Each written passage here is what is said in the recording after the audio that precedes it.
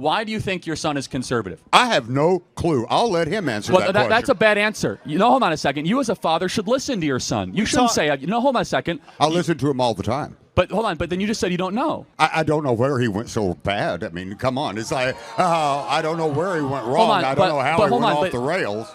Would the smarter of the two like to chime in here? Yeah. Absolutely. So I used to be at one point on my father's side, and upon doing my own research and seeing things firsthand, I've switched sides, and I've seen like the liberal tears that he has, like the way that he's complaining, and it's like, don't antagonize. You have to honor your parents. Don't antagonize them. Okay. 100%. So and I do respect my father, and I love him. And you should honor him, and you should also love your son and see where he's coming from. But back to your point, though.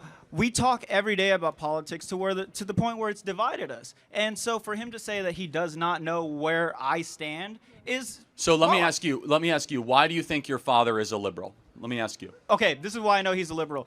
Because he voted for Kamala Harris, and he didn't even know why.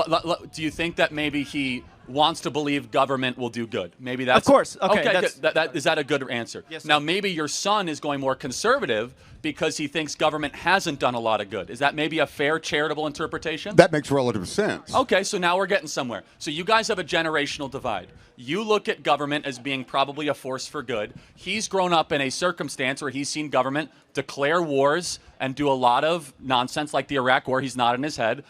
Trigger the financial crisis, only accentuate income inequality. So what I'm just saying for you two, because a father-son divide is more important than politics, is really try to come down at what generational perspective do they have. Finally, where do you get your news from? You, baby. Okay, sir, where do you get your news from? I don't watch any kind of video media at all. I get it mostly by reading, and I go through a broad spectrum of different sources. So here's what I'll just say in closing, guys, is that never let politics get in the way of the beautiful relationship between father and son. My advice first is for the son to the father, understand he comes from a different generational perspective. He thinks government is probably a good force and, that we shouldn't question our institutions. Now, your son, understandably, is seeing it harder than ever to own a home. He's seen a border wide open. He's seen lies from politicians. He's seen the enrichment of the ruling class. And instead of interrupting and want to get in an edge, smartly be like, maybe my son is processing a way that I might not agree with, but he's growing up in a different circumstance than I ever would. Charlie Kirk was one of one,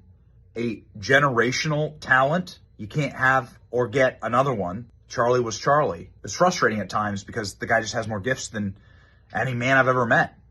He was prophetic, and it was remarkable to witness. I was witness to a miracle and a prophetic life.